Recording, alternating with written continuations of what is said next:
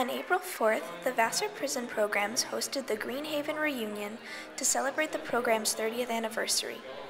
The reunion included speeches and presentations by many individuals, including Professor of Religion and Africana Studies Lawrence Bamia, Muslim chaplain at the Fishkill Correctional Facility Imam Salahuddin Muhammad, Commissioner of the New York State Department of Corrections Brian Fisher, students, and formerly incarcerated individuals. The reunion was also host to an exhibit of artworks by formerly incarcerated persons. In the afternoon, the audience broke off into groups for workshops focusing on different issues relating to prison and reentry into society. The Miscellany News spoke to several attendees of the event. I always wanted to keep one foot in academia, but the other foot in the community. And so I would always take one of my classes to visit a prison. I used to be a former community organizer in Harlem and also a civil rights worker in the South.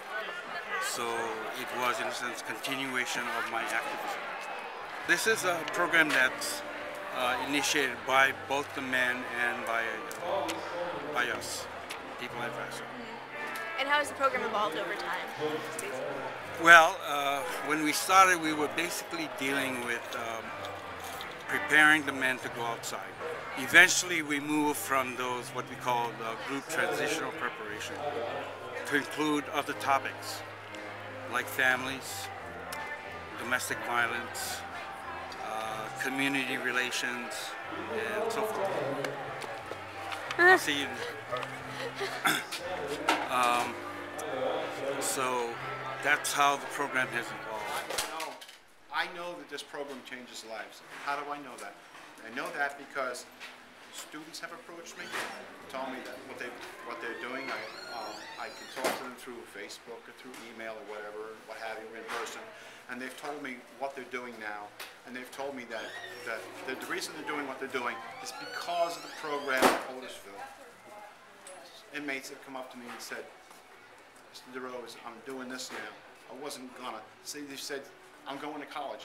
I wasn't gonna go to college. I'm going to college because I want to be like the Vassar kids, students. So I want to be like them. So I do know that the program changes lives. I see it every day. But the colleges have to step forward. And Vassar been very good about selecting the students, working with the institution. That's what we need in the other facilities. Not just the program, but where's the commitment from the institution to make sure it does the right thing. And Otisville always says it's a meeting of the minds, you know, and we're all coming together. We're all equals, we're all peers in the classroom together. So I think that's really important. One of the coolest things for me is actually seeing a guy who I worked with in Otisville last semester who got released and who's here now. Like, we have all these rules and regulations and whatever, but I finally got to really, like, give him a hug and say hello and just, like, and he's doing really well and he's so great. And so that, I mean, that, like, there's so many things I can say about why I'm interested in the program, but that's just, like, a little snapshot of why this has been so rewarding and so exciting. And all of the guys who I'm working with now, I would love to see when they're able to get out. It's amazing, it's life-changing. It's the best thing I've done in Vassar. Yeah, hands down. Yeah. It was a good experience like this. One thing I can tell you about is like Fridays was something that we all looked forward to. I had met people inside of the prison that I never knew I had things in common with, that we formed bonds strictly on the program. I met a lot of good brothers through that program. So it kind of increased my little social network in the prison, if you say. It reaffirmed a couple of things that I always knew. Sometime in prison, you lose beliefs like in people, you know what I'm saying? You meet a lot of, let's say, unscrupulous characters. And sometimes, like, I met people like Stephanie, Zora, and you meet a lot of genuinely good characters. You meet a lot of friends. And prison is one of the things that people don't have very little of, is friends. You use words like prisoner, convict, ex-convict, and so forth. Tends to forget the personhood of the person.